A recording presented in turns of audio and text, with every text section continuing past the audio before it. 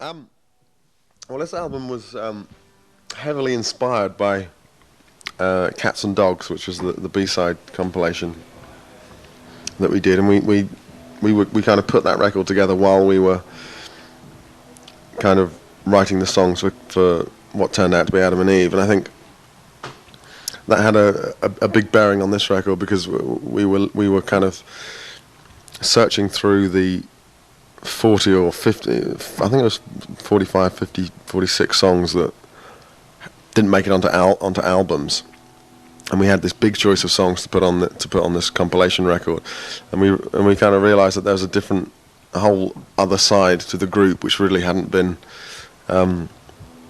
documented, if you like, on an album, and that so Cats and Dogs was very much constructed to reflect that other side of the group, which is maybe a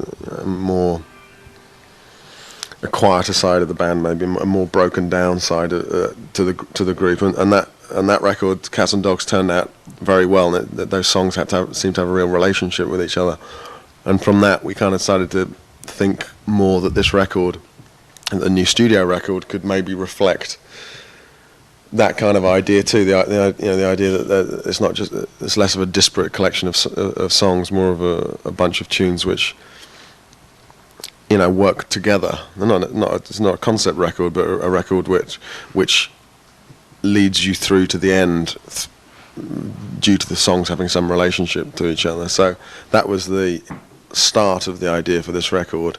So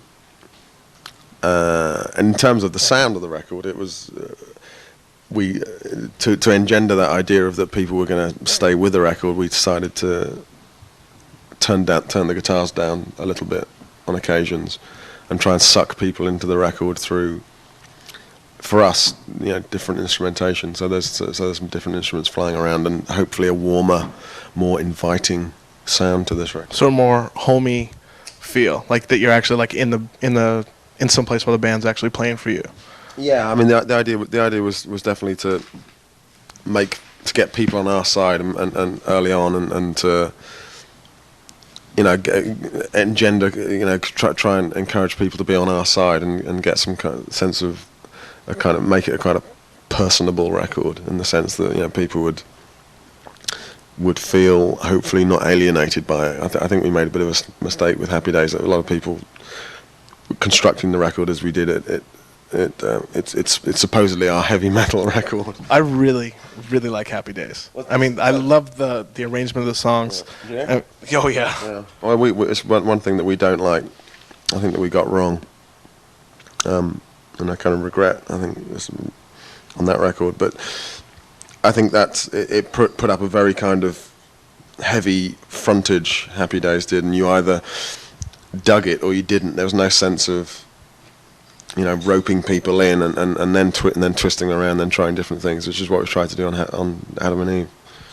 We're not dissing that record. I hate it when bands dislike everything they've done except their new record. It's just something that we, it's a regret, something we didn't get right on that record, really. Okay, yeah, because I love, I'd say, what is there, 12, 13 songs on that album? I love 15. That's another mistake, too many songs. Okay, well, I mean, Eat My Dust, awesome song. God Inside My Head, awesome song.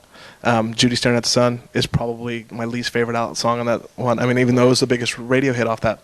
But I mean, the whole album to me is just awesome. Anyway, I just wanted to throw that in. Okay, so we think reiterate what Brian said, but it's certainly one of our favourites too. But I think people talk about it in certain terms as being our heaviest record or our most in-your-face record, and it's almost, I think does the record a bit of a disservice, really, because if you can get through the first 4 or 5 songs, there's a whole lot of other stuff happening later on, which is not that at all, and that we basically didn't want to make the same mistake on this record.